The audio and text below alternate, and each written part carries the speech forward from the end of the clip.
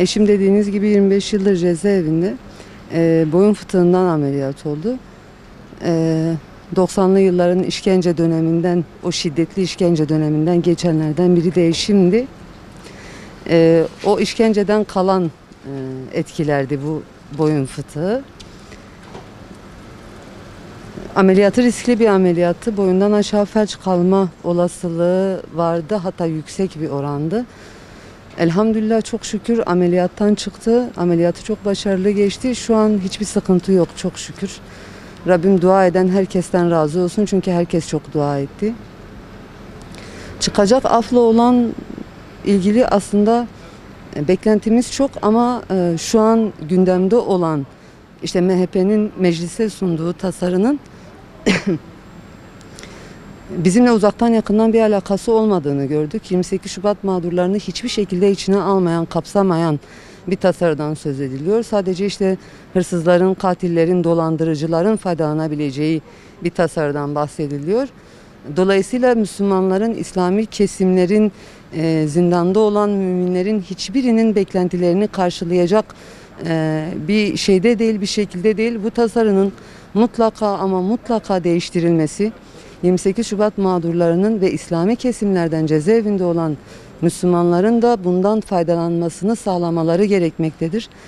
Çünkü onları bugün yargılayan, tutuklayan, işkence yapan, sorgulayan, savcısı, hakimi, polisi, Yargıtay'ına kadar hepsi, ama hepsi FETÖ'den ceza aldılar, cezaevine girdiler. Ama onlar FETÖ'nün mağduru oldukları halde hala cezaevindeler. Zaten işte 25 yıl oldu cezaevinde olma süreleri.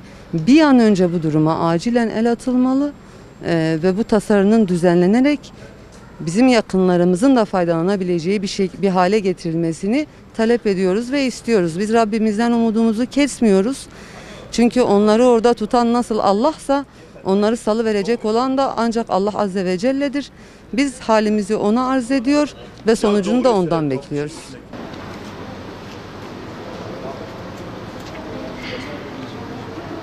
...28 Şubat ve FETÖ mağdurları bir kez daha gündemde. Özellikle bugün son günlerde af meselesiyle ilgili olarak yaşanan mağduriyetlerin canlı bir örneğini bugün yaşıyoruz. Naşit Tutar'ı geldik, hastanede ziyaret ettik inisiyatif olarak.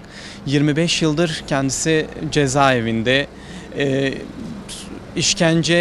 işkenceli sorgular sonucu cezaevine alındı bu insanlar ve o günlerin ağır koşullarının işte verdiği hastalıklar bugün ortaya çıkıyor. Sadece Naşit Tutar değil, birçok hasta mahkum şu anda cezaevlerinde benzer mağduriyetler yaşıyor. Naşit Tutar'ı ziyaret ettik. Durumu hamdolsun iyi. Boyun fıtığı ameliyatı oldu kendisi. Ailesiyle de görüştük. Durumunun iyi olduğunu kendileri de ifade ettiler. Çok şükür bu haber bizi sevindirdi. Ancak dediğimiz gibi canlı bir örnek mağduriyetler açısından.